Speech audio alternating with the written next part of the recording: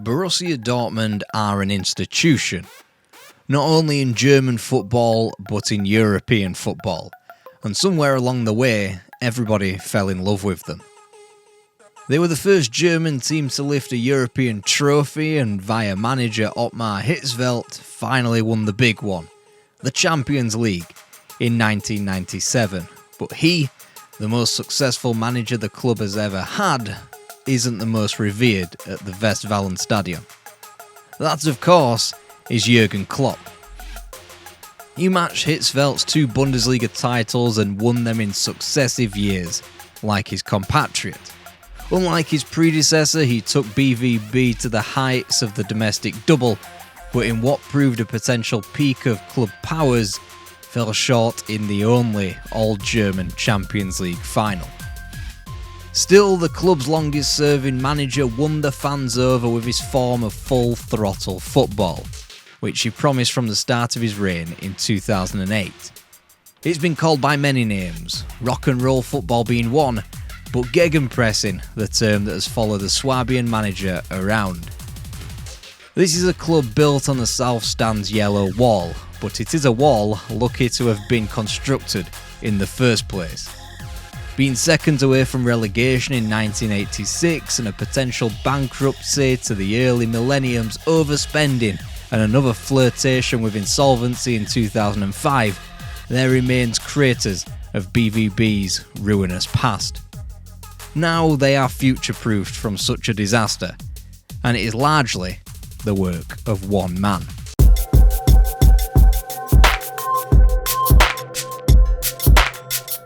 Dortmund is now the 8th largest city in Germany, but in the mid-19th century it housed just 7,000 people, until the Industrial Revolution saw hundreds of thousands settle to work in the coal mines of the Ruhr area, which quickly became the biggest metropolis in Europe. Dortmund and the Ruhr area in general were known for 4 things: beer, coal, steel and football. Soon enough the steel would be outsourced, the coal mines shut and the breweries closed. Then the region simply loved 4 things: football, football, football and of course football. Franz Jacobi and Reinhold Richter became acquainted in the early 20th century when the latter returned home from England. Crucially, he returned home with a football. A Christian youth club they were both attached to drew the ire of Hubert de Wald of the local parish for frequenting a pub too often and for playing football. After a brief scuffle and their banishment from the boozer 4 days prior to Christmas 1909, Borussia Dortmund was formed. The club was named on a whim when Jacobi saw a picture of the Borussia brewery on a wall. They would be called Borussia Dortmund. Borussia, the Neo-Latin for Prussia, and Dortmund because they were founded in Dortmund. Their first kit would be a blue and white motif before the famous black and yellow took hold in January 1913. 11 years later, the club's members volunteered 10,000 hours of labour to build the Borussia Sports Ground, which originally held 12,000 supporters and was the club's first real stadium. Owing to the heavy regionalisation of German football, BVB were often paired with the nearby Schalke, born out of a district of Gelsenkirchen. Schalke were the team of their day, influenced by the Scottish style of pass and move football, formed off the back of 2 Dortmund brothers, Hans and Fred Baumann. They were nicknamed Kreisel, or the spinning top in English, and won their first 6 German championships between 1934 and 1942, whilst BVB were often left outclassed by their neighbours. They had to cling onto the hope of a star player being promoted through the ranks, and in the 1930s, that man was August Lons, before finally Borussia were promoted to the top tier of their region in 1936. Joy was short-lived, however, with Borussia Sports Ground closed by the Nazi Party in favour of an outdoor pool, which didn't even get built until 1951. In the meantime, BVB moved into Stadion Rote Erde, next door to where their current ground is situated. German football structures were renovated in the 1930s and the Westfalia district would play host to the Gauliga Westfalen between 1934 and 1944. And Schalke won the title on every single occasion from Borussia Dortmund as well as Bochum. In the 1940s, the competitive region of Westphalia was finally split into two leagues, and the 5 best teams would join the Oberliga West. Schalke predictably won one league, whilst BVB came out on top in the other. Whilst the Borussia senior team were busy losing to Schalke by scorelines such as 7-0 or 9-0, the under-19s concocted a shock 4-2 win over their Schalke adversaries. Perhaps there was a golden age of BVB finally bubbling just under the surface. Then it happened. On May the 18th, 1947, Borussia Dortmund finally prevailed over Schalke 3-2 to win the Westfalia Championship.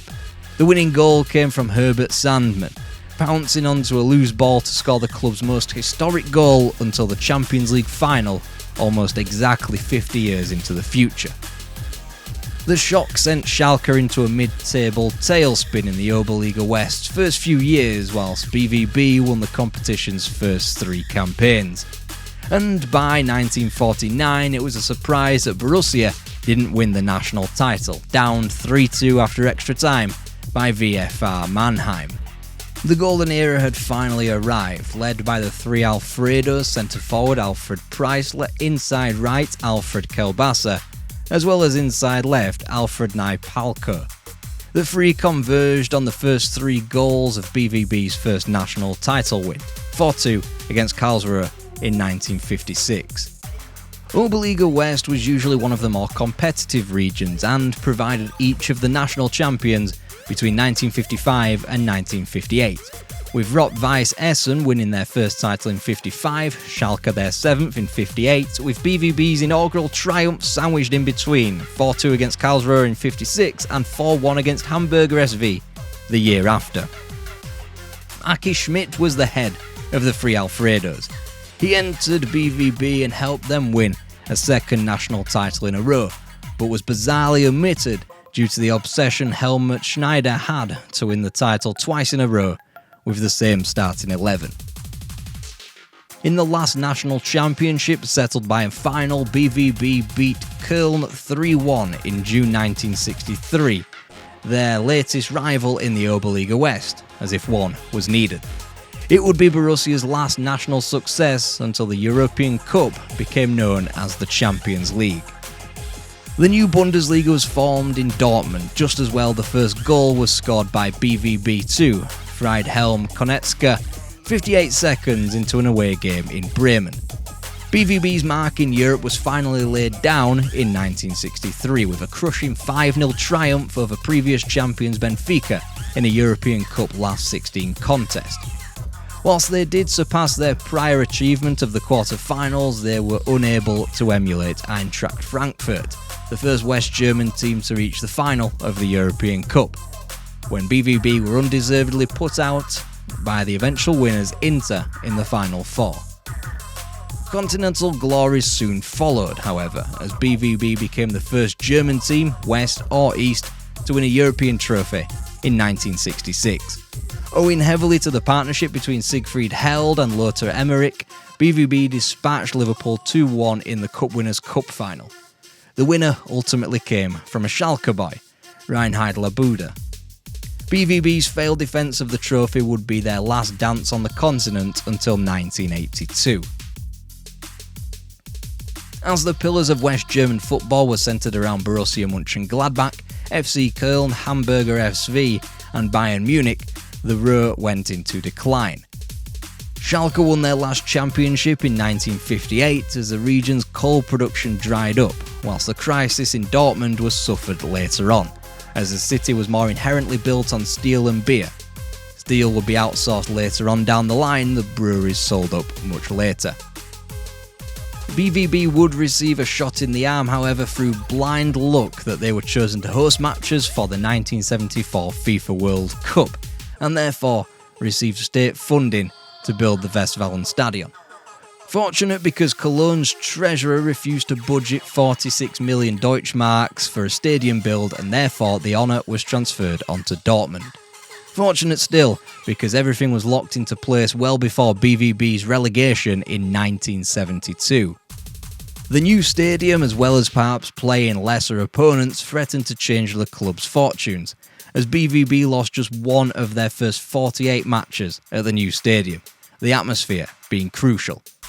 Otto Rehhagel was tasked with bringing the club back into the Bundesliga and did so, only to be removed after the embarrassment of a final day 12-0 defeat to Borussia Mönchengladbach in 1978, which almost conspired to give Die Fohlen the title on goal difference. Then the BVB hierarchy took to rattling through managers like nobody's business. 11 came and went, with 4 interim coaches wedged in and amongst.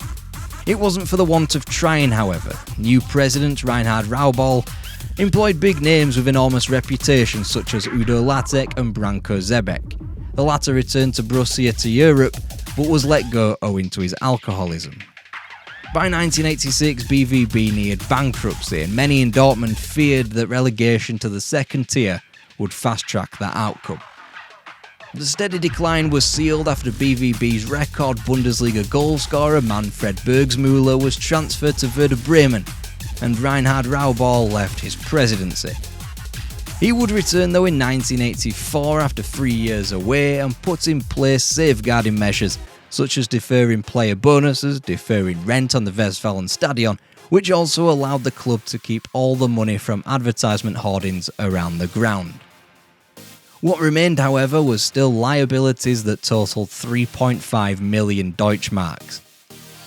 The German FA's idea was to threaten the club with a points deduction in the same season that they spiralled down into a relegation playoff, where BVB hoped to save their Bundesliga skin. Again, an element of fortune surrounded this match, which didn't exist until 4 years prior and would be abolished between 1991 and 2008. In essence, it was Borussia's get-out-of-jail-free card. After defeating Köln to Fortuna, BVB needed to win by 3 clear goals, or 2 to force a third match, which would take place when the 1986 FIFA World Cup was concluded 7 weeks later. Dortmund as a city breathed a huge sigh of relief when Jurgen Wegeman's 90th minute goal clinched a 3-1 win that only preserved BVB's Bundesliga status until the third playoff match, scheduled for the day after the World Cup final. A second-half onslaught in the neutral territory of Dusseldorf confirmed their Bundesliga status after an 8-0 triumph. 3 years later, the catalyst for change arrived, and it involved a lot of big bananas. Inflatable bananas. That's what the Borussia fans manically waved about in the Olympiastadion in Berlin for the dfb-pokal final against the previous year's Bundesliga champions, Werder Bremen. A name BVB fans would come to love, Karl-Heinz Riedler opened the scoring for Werder, but quickly the black and yellow roared to the cup, victorious 4-1. The club's second Pokal victory after 1965 wasn't enough to keep manager Horst Koppel around for long. However, a lot of his team did stick out the 90s: Michael Zorc, Andy Moller, Thomas Helmer and Michael Rummenigge. They were soon added to by Dortmund's own Stefan Klos, as well as Stefan Chapuisat and Stefan Reuter. The catapult to bring BVB to the forefront of football in Mainz in Germany was Ottmar Hitzfeld. The new manager had spent the majority of his career in Switzerland and as such was a relative unknown in his homeland. New business manager Michael Meyer was enamoured with him, however, and had tried to sign him whilst at Bayer Leverkusen in 1988. 3 years later, he jumped at the opportunity. Meyer, not Hitzfeld, floated the idea of bringing talisman Stefan Chapuisat with him from Switzerland, and the rest was history. Hitzfeld's reign, however, started in ignominious fashion, losing the derby 5-2 to Schalke, but eventually both he and Chapuisat would become club legends. The title race in his first season would come too soon, but BVB were in with an outside chance of winning the Bundesliga on the final day, when each of Stuttgart, Eintracht Frankfurt and Borussia could still possibly claim the title. BVB admittedly needed a ton of favours, and whilst Eintracht lost at Hansa Rostock, Stuttgart also were stalemated with Bayer Leverkusen. Borussia's 1-0 win at Duisburg had them top of the pile until Guido Buchwald fired in a title winner for Stuttgart. Again, BVB got lucky, and not winning the Bundesliga proved to be the best thing that could have happened. Not winning the Bundesliga was the springboard for the remainder of the decade. TV stations in Germany were beginning to plunder enormous sacks of money into its football, and in its infancy, the pool of money for the country's teams in Europe needed some work. With 25 million Deutschmarks up for grabs for the German team who got the furthest in UEFA competition, Stuttgart rued that fact when they failed to clear the first hurdle in the Champions League. Werder Bremen and Hannover's clash in the first round of the Cup Winners' Cup guaranteed a last 16 entrant from Germany, but Werder was swiftly eliminated by Sparta Prague, which left Eintracht, Borussia and Kaiserslautern in the hunt for that seemingly bottomless pit of cash by the standards of the 1990s. FC Köln had already been a non-starter in Europe, dumped out of the UEFA Cup by Leeds, whilst Kaiserslautern had outlasted Eintracht's last 32 effort by defeating English opposition in Sheffield Wednesday, but were humbled by Ajax in the last 16. Which ensured an early Christmas present was guaranteed for BVB if they could avoid a 2-goal defeat in Zaragoza. They did so and even made it to the final via Auxerre and Roma, but this challenge too came too early for Hitzfeld men, defeated by Juventus. This money formed the foundation of BVB's team that would be reunited in a European final with Juve 4 years on. In fact, the windfall brought both Jurgen Klopp and Andreas Möller back to Germany from Juventus, as well as Stefan Reuter, Matthias Sammer and Karl-Heinz Riedler. Meanwhile, the club started to look further afield, acquiring Julio Cesar and Paulo Sousa. All but Cesar would start in Munich's 1997 Champions League final. Season tickets soared from 12,000 to bordering on 50,000 in the 90s, whilst Bayern Munich were too busy being enshrouded with the pejorative FC Hollywood in a calamitous time for the nation's premier club. BVB, meanwhile, capitalised. In a season of injury catastrophe and torn cruciates, BVB were aided by both Bayern and Schalke, who beat title rivals Werder Bremen to help overturn a 5-point deficit, only Borussia's 4th German championship. They quickly made it 5 and more comfortably from a resurgent Bayern Munich side who made big waves in the transfer market. Despite the signing of Jurgen Klinsmann up front, Otto Rehhagel as manager, and the first 7 matches won on the spin, Bayern's season spun on the dime of a 3-1 defeat in Dortmund. The title was acquired on the penultimate match day, weeks after BVB's first steps back into the European big time was ended by holders Ajax in the quarter-finals of the Champions League. BVB would make no mistake the year after. The group phase was sailed through, so too was Guy Roux's Auxerre in the quarter-finals before the fortunate victory against Manchester United in the semi-final, after they couldn't hit a barn door over the course of 3 hours of football. Thus, Ottmar Hitzfeld became the first manager to defeat Manchester United in both legs of a European tie, and liked it so much he did it again in 2001 with Bayern. A signing that slipped under the radar was Paul Lambert, one that many proclaimed as BVB's most important transfer of 1996.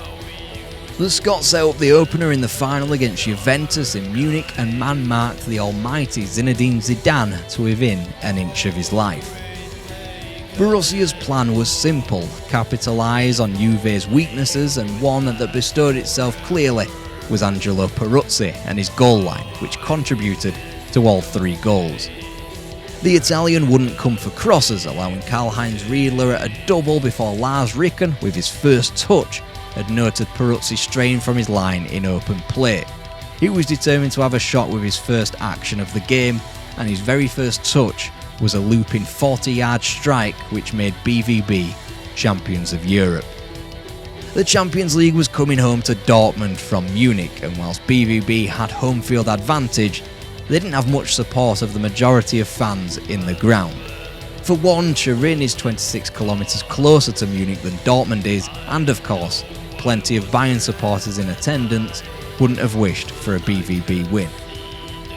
All this whilst Borussia didn't even have a dedicated training pitch.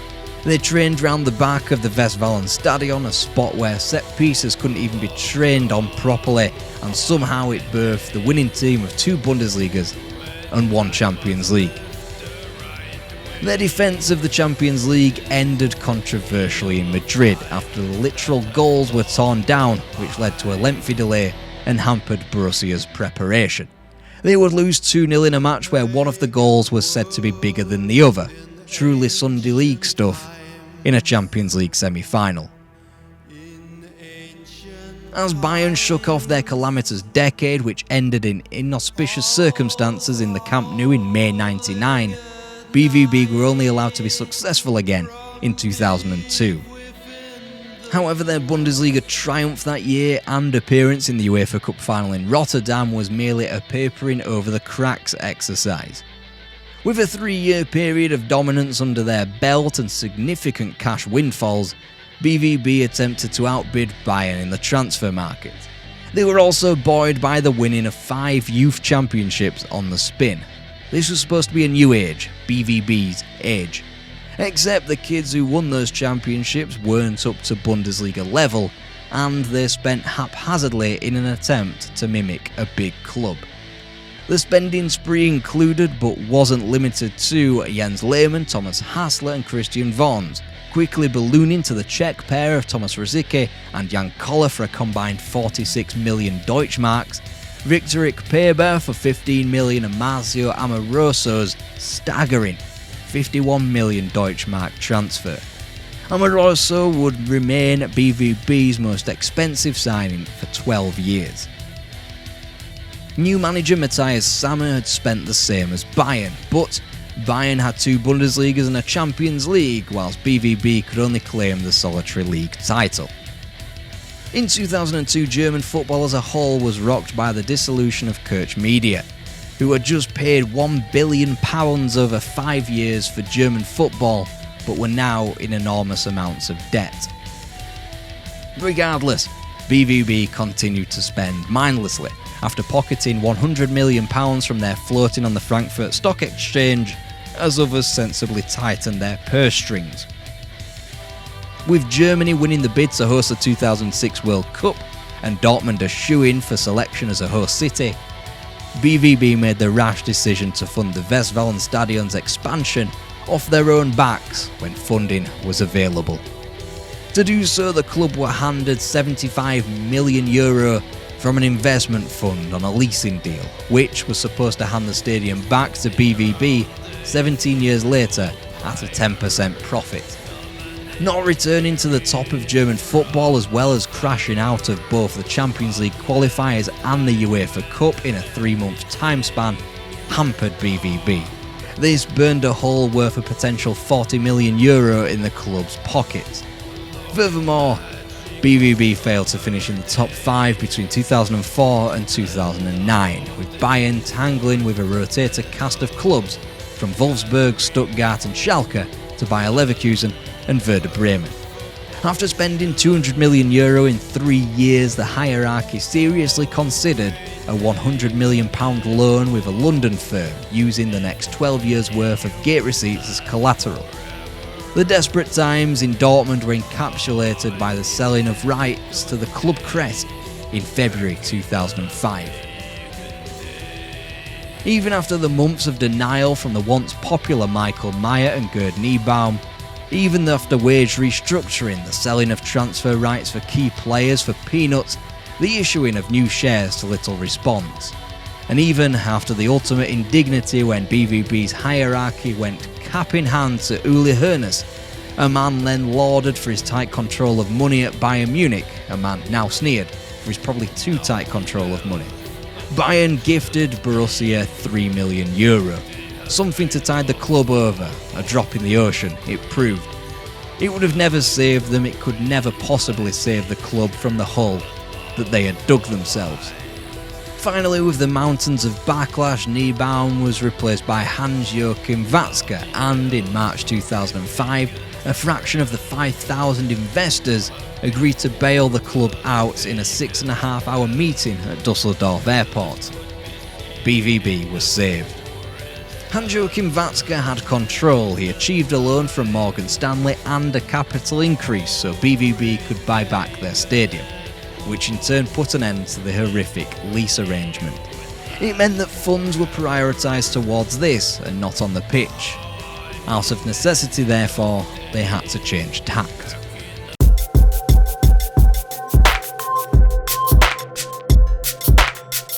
German football was wedded to the libero and the sweeper systems of defensive 3s and 5s ever since Franz Beckenbauer ruled the world in the 1970s.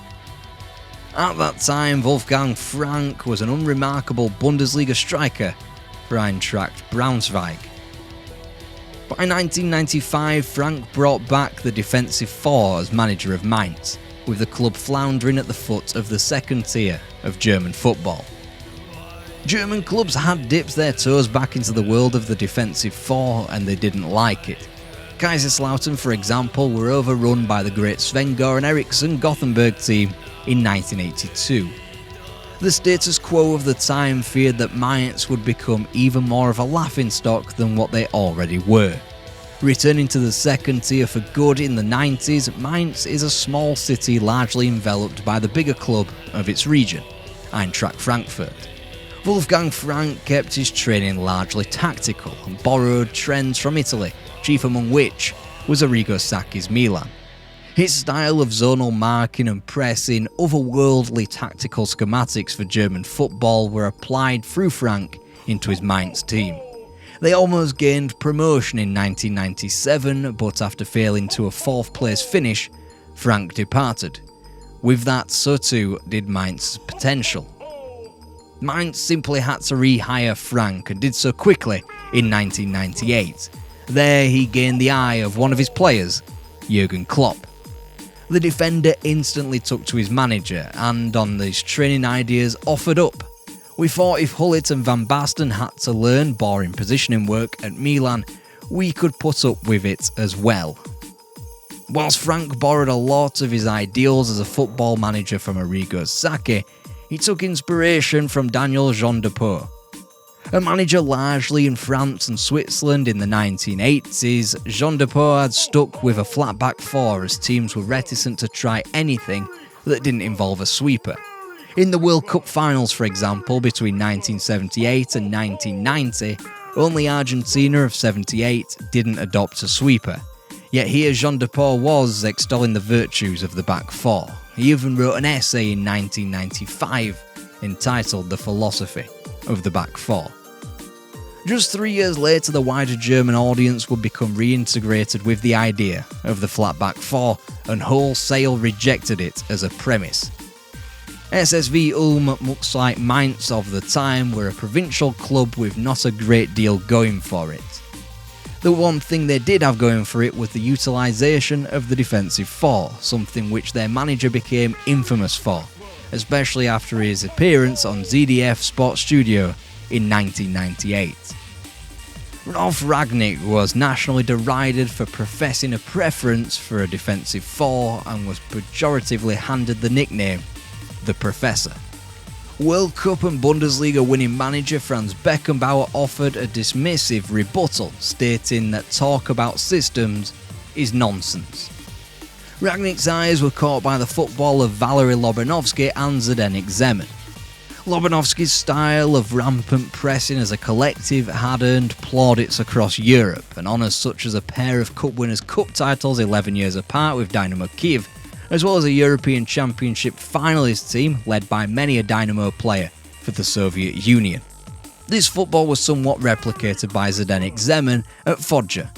Football's so captivating that Rangnick broke up a holiday with his wife in Italy in 1991 to attend Zeman's training sessions. He had taken Foggia from the third tier of Italian football to Serie A in just 2 seasons. He was the one that told Rangnick that a bit of pressing isn't enough, which evolved into Rangnick's comparison that he can't be, and quote-unquote, a little bit pregnant, i.e., you either press or you don't. Soon enough, the back 4 was played everywhere in Germany, first with Volker Finke's functional overachievers Freiburg in the Bundesliga, as well as at Fürth, Wattenscheid and Uerdingen.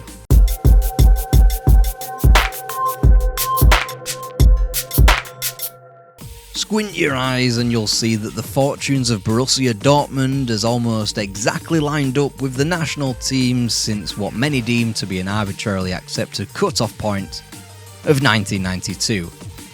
The mid-1990s brought enormous successes. Germany lifted the European Championships, albeit fortuitously in England against the Czech Republic. Meanwhile, BVB were busy sweeping to multiple national titles and claimed European gold as well.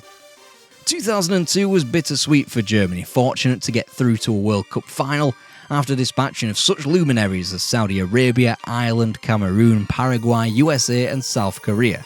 They'd lose, just as Borussia did in a UEFA Cup final, again somewhat fortuitously, as fires raged on in the background and all was not as it seemed.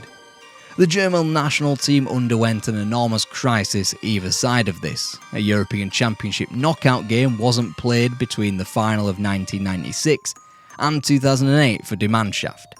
When they returned to the fold, Germany reached the final and were beaten, just as BVB were in the Pokal final of 2008.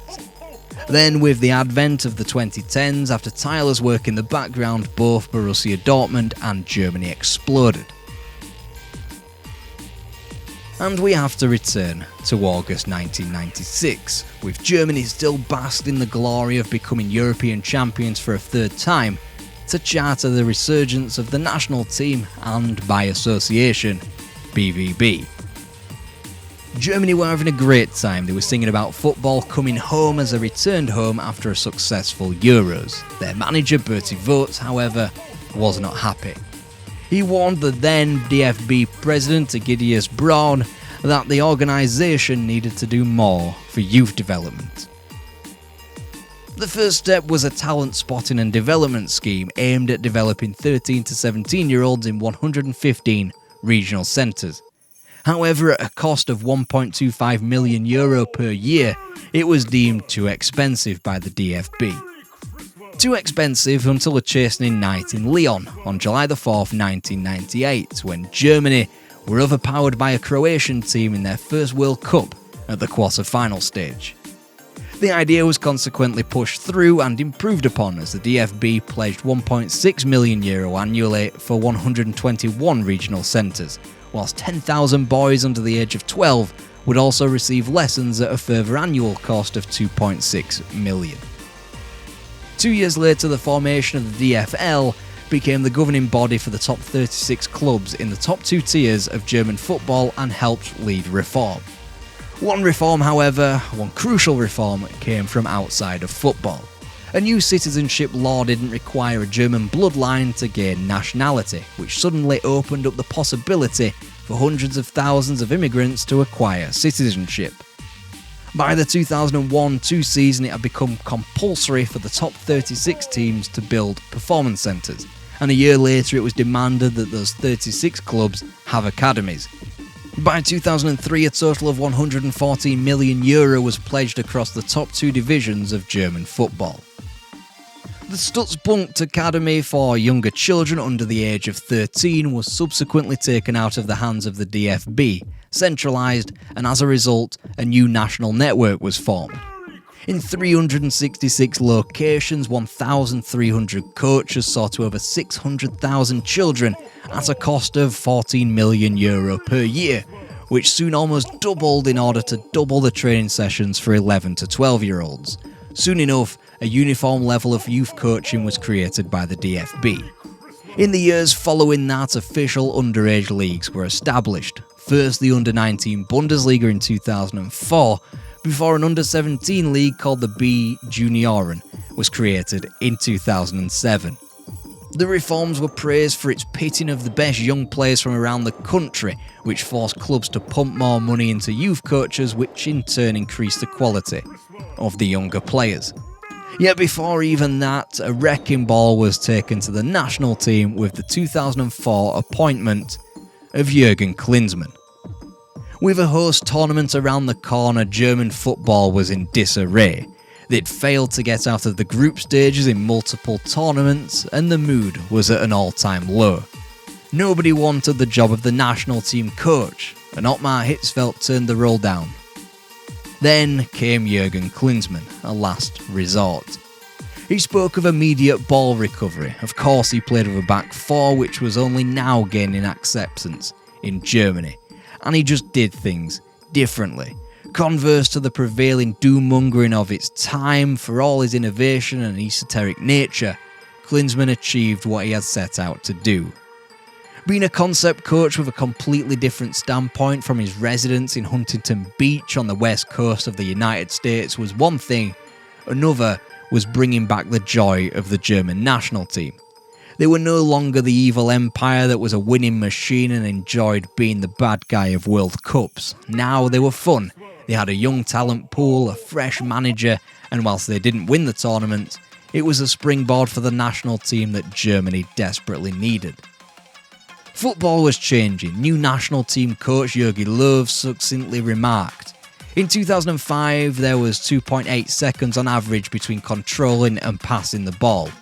The game was designed to go sideways. It was slow.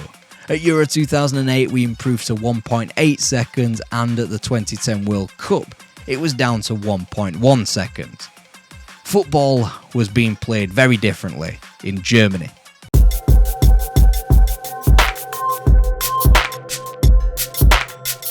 Mainz could not be coached by an external force. They were different. They needed a successor for Wolfgang Frank, and they needed somebody who understood the club. One man stepped to the fore with a wide-eyed, wide-grinned enthusiasm: Jurgen Klopp. Still a player at Mainz, but never the club captain, Klopp was selected not just because he was one of the club's leaders, but because he was tactically savvy. He enjoyed the boring positional work of his predecessor, and he had some ideas of his own. By 2004, Klopp had led Mainz to the Bundesliga. Despite being one of the founders of the division, the club had largely played out in the background of the lower leagues and amateur divisions since. After a solid 11th place finish in his first top-flight season, Klopp gained wider fame for his appearances as a pundit. Where once the public mocked a bespectacled tactical guru on ZDF Sports Studio, now they clamoured for the punditry as Klopp took to televisual punditry for the 2005 Confederations Cup like a duck to water. Journalist Christoph Beermann remarked, "He contributed something that didn't exist before his debut at the Confederations Cup. He simply talked about what was happening on the pitch." Perhaps he had a charisma that Rangnick failed to exude, or perhaps Germany was now ready for such discussions. Klopp would reprise his role for the subsequent tournaments at the 2006 World Cup and Euro 2008, his fame both in and out in the dugout increasing year on year, if not for his football team's fortunes, but for his affable nature in front of screen. After relegation in 2007, Mainz failed to immediately bounce back. It proved the blessing in disguise for Jurgen Klopp. In the same month as Mainz's second-tier failures were revealed, Borussia Dortmund counted their blessings to appear at a showpiece event in German football once again. Under Thomas Doll, BVB had finished 13th in the 2007-08 Bundesliga season, yet they had clambered through the field in the dfb-pokal to reach the final. The lower leagues were plundered as both village club Hoffenheim and former Cup Winners' Cup finalist Carl Zeiss Jena were dispatched of in the latter stages. For an international equivalent of such luck of the draw, see Germany 2002. A combined age in the centre of defence was 34.5 when the youthful Mats Hummels was prospering on the fringes of the club. Ultimately, the manager would be discarded, not because of his failure to defeat the almighty Bayern Munich in the final, but because of the dull football that BVB played. In advance of the final, Borussia had already sounded out Mainz for Jurgen Klopp as a potential replacement. However, with Klopp committing his future to Mainz in the expectation that they'd be promoted, BVB were finally out of luck. Until it returned in timely fashion with Aken's victory over Klopp's Mainz, which barred their promotion and subsequently opened the door up for their manager to swap Mainz for Dortmund. When the contract offer came in, Klopp was left underwhelmed. BVB were offering him much less than what he was on at second-tier Mainz. With Bayer Leverkusen circling and Hamburger SV still bafflingly unsure of Klopp in regards to his appearance, this was an enormous turning point for Borussia. Whilst the 2005 meeting at Dusseldorf Airport had arguably saved the club, BVB now had the chance to go above and beyond that. After quickly rectifying their wage offer, Jurgen Klopp became Borussia Dortmund manager. Of his Mainz team, Hans-Joachim Watzke stated, "They were unpleasant opponents, they had a plan, they had an enormous will, and they always seemed to have more players on the pitch than you did." Klopp inherited Roman Weidenfeller, former Bundesliga youngest player of all time Nuri Sahin, Sebastian Kiel, Mats Hummels, Jakub Blaszczykowski and Marcel Schmelzer.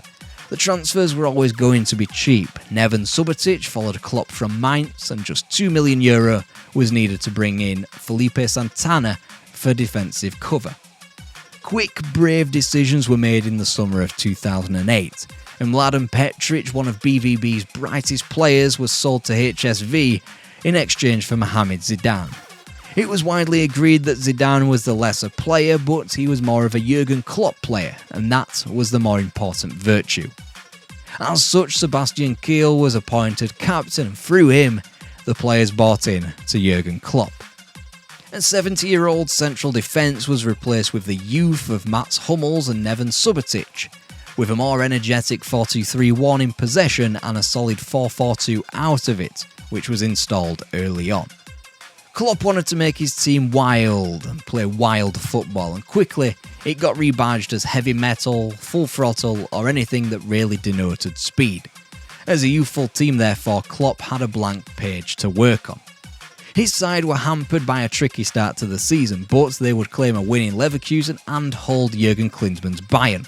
The former national team coach wouldn't perform as well at the Allianz Arena, leading to his dismissal and the Bundesliga successors of Wolfsburg. Whilst Klopp was dumped out of the UEFA Cup by Udinese and Hoffenheim thrashed BVB 4-1, he had only tasted defeat in one league contest and had a stirring derby comeback from 3 goals down against Schalke to his name. As the players adapted, BVB's strong end to the season had the club on the precipice of Europe. Ultimately, too many draws prevented that, as luck averted Borussia as HSV netted an offside goal against Eintracht Frankfurt to pip Klopp's men to Europe by 2 points.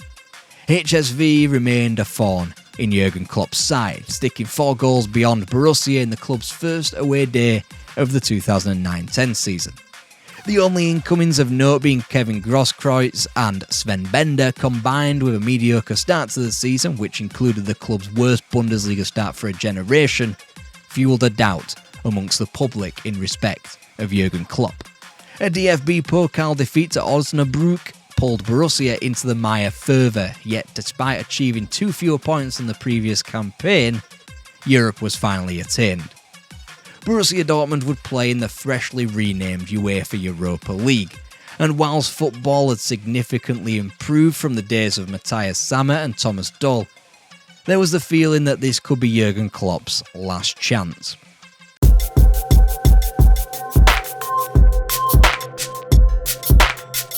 Whilst players like Andy Carroll were being exchanged for €40 million, Jurgen Klopp and BVB worked tirelessly to contort themselves into spending just €5 million on the trio of Lukas Piszczek, Shinji Kagawa, and last but by no means least, Robert Lewandowski. Throw in an academy graduate by the name of Mario Götze, and the Borussia Dortmund squad had been sufficiently refreshed ahead of the 2010-11 season. Bayern Munich had almost eloped to the treble under Louis van Gaal, dominating German football like only they can, before falling short in the Champions League final in the Bernabeu in 2010 to Inter Milan. This was the competition in which BVB faced in the 2010s.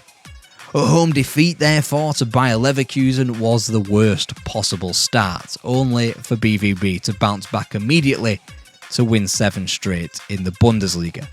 The crown jewel in what had swiftly become a bright start was a 2-0 triumph over Bayern Munich, Klopp's first over the behemoth.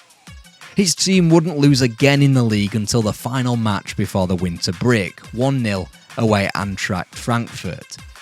They were officially winter champions, and to boot, it was the first time BVB had led the Bundesliga at any point since they took home the trophy in 2002.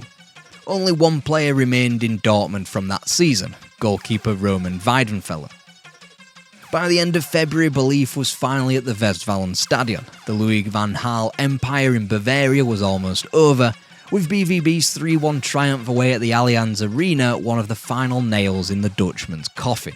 Perhaps the most impressive fact about the victory, gained through the goals of Lucas Barrios, Nuri Sahin and Mats Hummels, was BVB's average age of 22.3. Whilst a league-wide trend had seen average ages of starting 11s plummet from 27.6 to 25.3 between 2001 and 2011, BVB's approach was extreme, yet it was working. Whilst Borussia's final 9 games contained more defeats than in their first 25, Klopp cantered to his first Bundesliga title from Leverkusen by 7 points. The win that sealed it, a 2-0 triumph over Nuremberg on April 30th.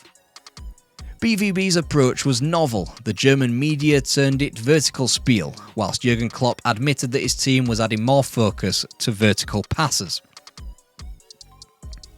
What resonates now, however, is the counter-press. Back in 2010, nobody was ready for such an assault on the senses. With 25,000 in the South Stand's yellow wall roaring on the 11 in yellow, who would almost always charge at you in every direction, opponents wilted. BVB were constantly on the attack, constantly harrying the opposition. Whilst Bayern opted to use their wingers, Frank Ribery and Arjen Robben, let's not forget, exceedingly wide, Kevin Grosskreutz and Jakub Blaszczykowski of BVB were more like wide midfielders. This allowed the energy of their counter-press to meet central opponents quicker and squeeze plays centrally. This formed with the structured base of 2 solid fullbacks in Schmelzer and Piszczek, as well as 2 potentially world-class centre-halves in Hummels and Subotic. BVB had every angle covered. Finally, Klopp plucked the buzzword that would follow him around in perpetuity when he said, "Think about the passes you have to make to get a player in a number 10 role into a position where he can play the genius pass. Gegenpressing lets you win back the ball nearer to the goal." This approach couldn't have come at a worse time for Bayern Munich, led by former Barcelona manager Louis van Gaal, who was hell-bent on aping the mannerisms of Pep Guardiola's version of Barcelona, namely the high possession and lesser energy. BVB would typically outrun their opponents, their young players moulded expertly, which, in turn, perfected the ideals of Klopp. They knew where to press and where the panicked opponent would send an aimless clearance. They had multiple modes of attack, thanks to the focal point of Robert Lewandowski up front, with the creative satellites of Mario Götze and Shinji Kagawa around him. Behind them, Nuri Sahin was dubbed the brain and the leader, which allowed Borussia to attack properly. Unfortunately, in the summer of 2011, Sahin was tempted away by Real Madrid. BVB had just lost their brain. Succeeding the midfielder, though, was the number one question, and in from Nuremberg came 20-year-old Ilkay Gundogan.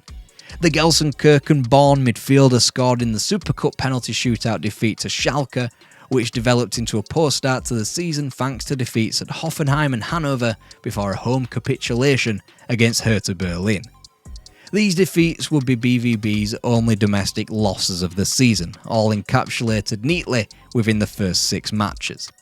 However, this far from ideal start was inclusive of 4 defeats in the Champions League group phase against Marseille, Olympiacos and Arsenal. It ensured that Borussia were not only out of the Champions League, but out of Europe entirely before Christmas. As Jurgen Klopp's team was wont to do, they improved after the festive season. With invaluable experience very much banked from a dismal showing in Europe, they roared through all competition domestically. They broke the points record, obliterated Bayern by 8 points as the record Meister was sank for the 3rd and 4th time in Klopp's reign, both 1-0, as late goals from Mario Götze and Robert Lewandowski effectively won the title. It was the Poles' audacious backheel 13 minutes from time in the Westfalenstadion on April the 11th that called time on Bayern's title hopes, as well as Louis van Gaal. This form translated itself into the Pokal, with Holstein Kiel thrashed in the middle of a nervy victory over Fortuna Dusseldorf on penalties, as well as Greuther Fürth via a 120th minute Ilkay Gundogan winner.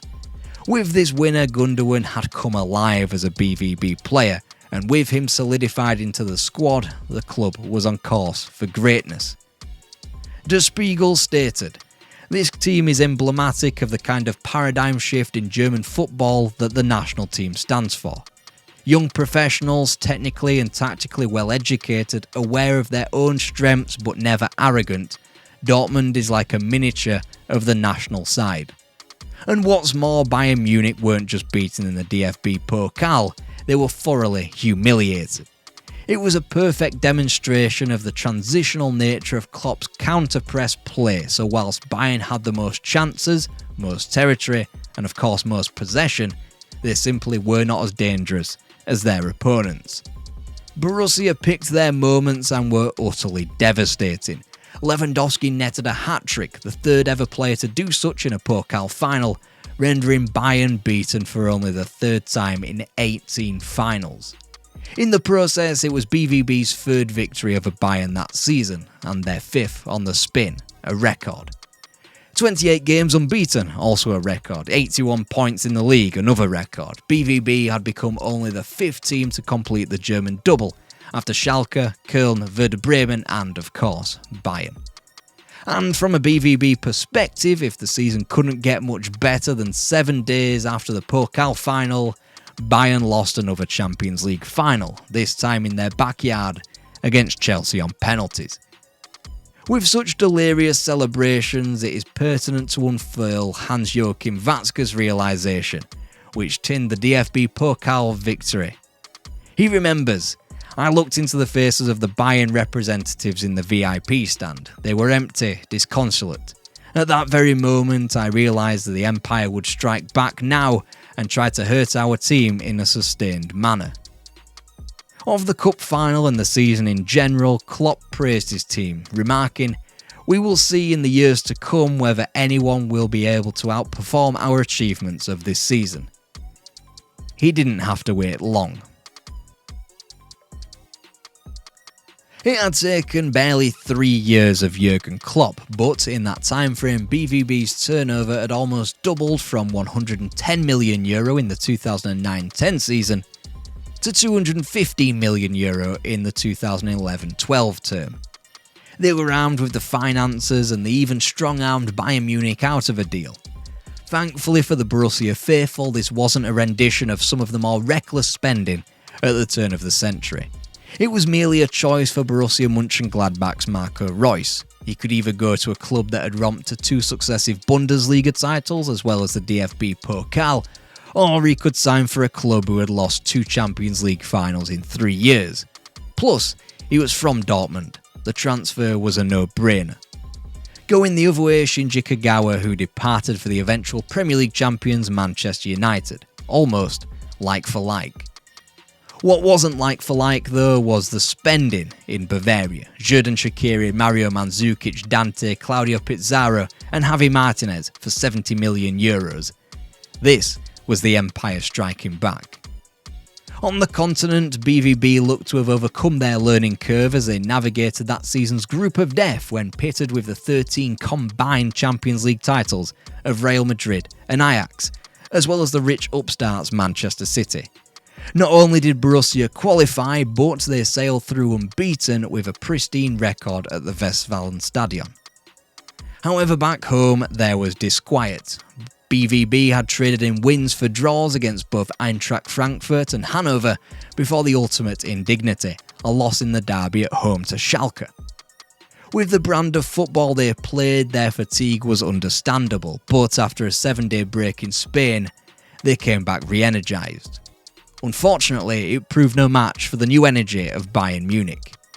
Jupp Heynckes was on the back 9 of his career, or so he thought, and he had concocted the biggest steal from Borussia Dortmund of the era. Yes, Mario Götze and Robert Lewandowski were soon to have their heads turned by the giant Bavarian club, and so too Mats Hummels in the future. Their biggest transfer, though, was the mantra of gegenpressing. Without a handful of years of the hard-running style in their legs, and theoretically at least with superior players, Bayern Munich rode comfortably to the league title as well as the dfb-pokal.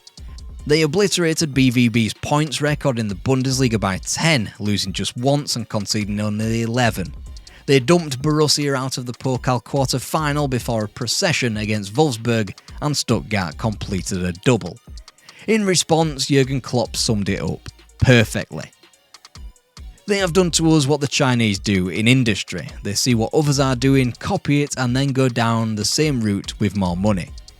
Bayern's gegenpressing, however, was in a man-marked manner and with more of an emphasis on the physical nature of the sport, winning the ball back through tackles as opposed to interceptions.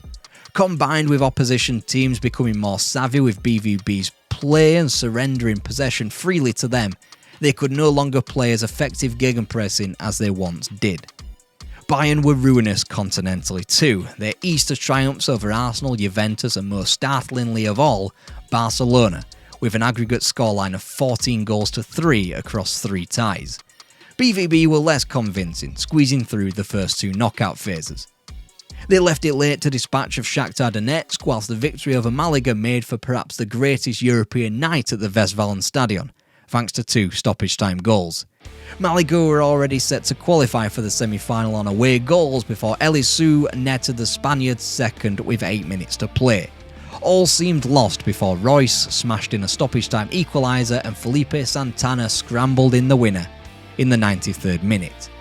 If that was the most dramatic night in Dortmund, then the following European night may be the landmark to end all landmarks. Robert Lewandowski scored not once, twice or thrice, but 4 times to utterly destroy Real Madrid.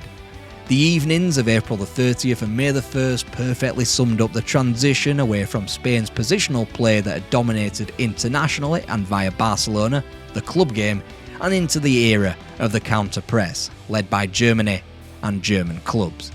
Even Mourinho had to concede defeat, saying, "Dortmund were the best team by far, they deserved it, they were stronger collectively and in every individual duel. We had so many difficulties, they were better physically and mentally." Borussia were the last undefeated Champions League team prior to a 2-0 defeat in the Bernabeu, but it meant nothing. Jurgen Klopp's team were going to a Champions League final. In what should have been the most exciting few weeks in Borussia Dortmund's history, the climax of one of the better stories ever written in football, the Westfalenstadion was hit by an almighty double blow. First, Mario Götze signed for Bayern Munich ahead of the 2013-14 season. To lose any big player hurts, but to lose a graduate out of the Borussia Academy, even more so. Then it became apparent that Bayern Munich wanted the lot. Next, terms between Robert Lewandowski and Bayern Munich were also agreed. BVB had to weigh up their decision, let the striker go now and recoup some cash and almost certainly be pummeled in the Bundesliga the following season, or bank no money and have 1 more year of the Poles' goals. They of course chose the latter. Gallingly, Uli Hoeneß went public with his quote-unquote worry that Bayern Munich and Borussia Dortmund were creating Spanish conditions at the top of the Bundesliga, i.e. 2 clubs that dominate whilst the rest were weak. Under the duress of a Champions League final with their closest of enemies, Klopp unloaded, comparing the Bundesliga more so to Scotland, since Rangers had been demoted. He said, "I think that when the new Bayern squad is announced in the summer, we will find out what Hoeneß has said isn't altogether supported by the team that has been assembled." These barbs, of course, underscored with the announcement months out that Jupp Heynckes' successor was Pep Guardiola. Often in a same nation Champions League tie, the game can be ground down to a bitty nature. Juventus versus Milan of the 2003 final, or the many clashes between Liverpool and Chelsea in the mid-2000s. The 2013 final had none of this. It was full throttle, it was high energy, and it was probably the best Champions League final of the 21st century. BVB dominated the first half hour from open play, whilst Bayern provided a threat from set pieces. They ultimately scored by exploiting Dortmund's high defensive line when Arjen Robben assisted Mario Mandzukic for the opener. The leveller came from the spot, courtesy of Ilkay Gundogan, yet BVB had every right to feel aggrieved. Dante's kick on Marco Reus to concede the penalty was almost certainly an act that warranted a second yellow card. Meanwhile, another referee might have sent Frank Ribery off for an elbow earlier on in the game. Before the cruelest way to lose a Champions League final, Arjen Robben breaking the lines with a run and a squeezed finish that rolled agonisingly into the bottom corner in the 90th minute. Ultimately, the difference lay in the transfer market. Bayern had gone hard to sign Mario Mandzukic and Javi Martinez. The former netted Bayern's first goal, whilst Javi Martinez was one of the finer players on the pitch. Mats Hummels though said what we were all thinking when he mentioned that, in the end, we were a little tired and Bayern took advantage, and Klopp echoed his defender, stating that from the 75th minute, it was very hard for us after a tough season. It would be a pattern for Jurgen Klopp's final years.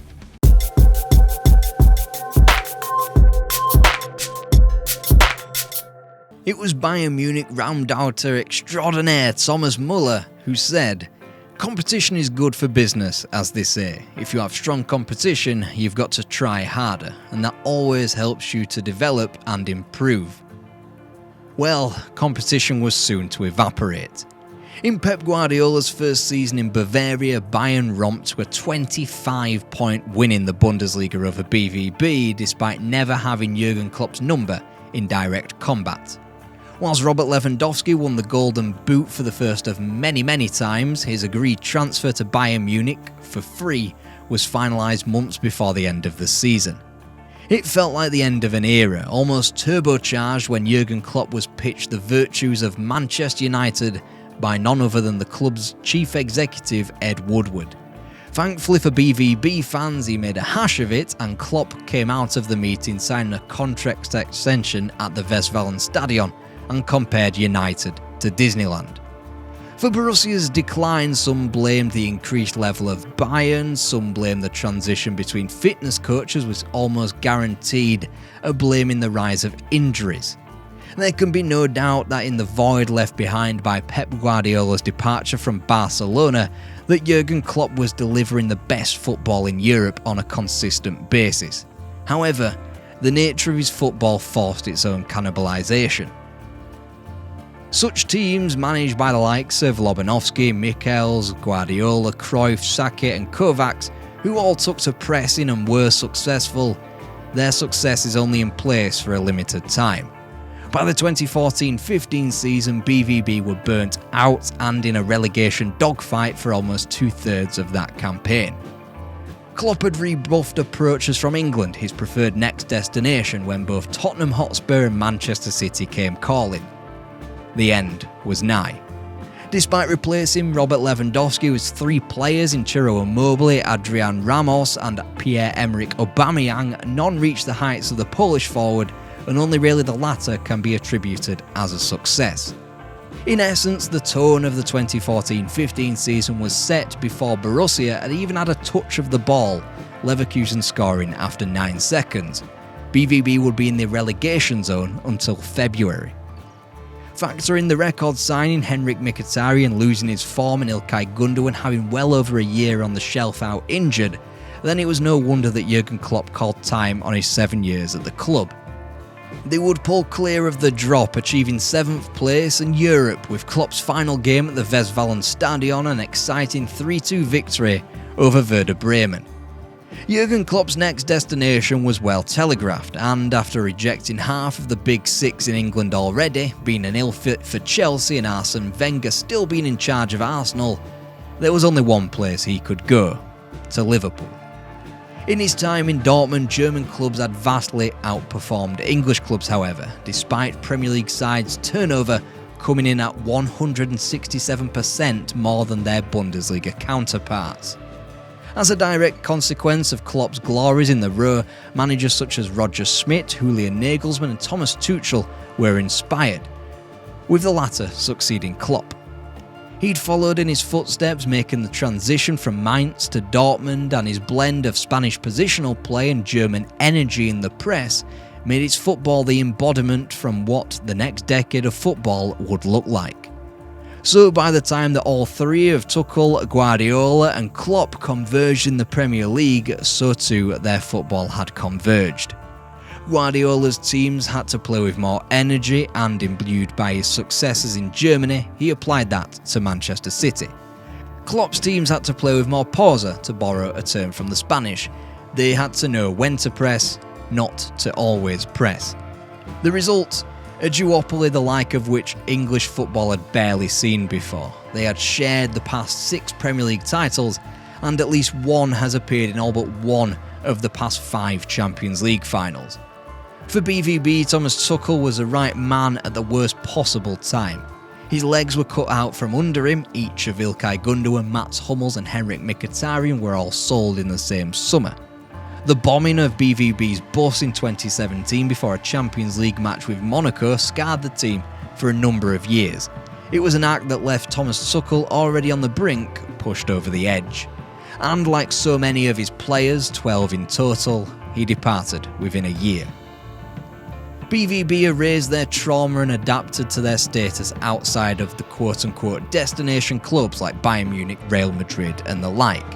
Their greatest successes in the buy low sell high era of the club saw the big 6 of Pierre-Emerick Aubameyang, Ousmane Dembele, Christian Pulisic, Jadon Sancho, Erling Haaland and Jude Bellingham sell for 5 times the price in which they were acquired, totalling up to over €500 million.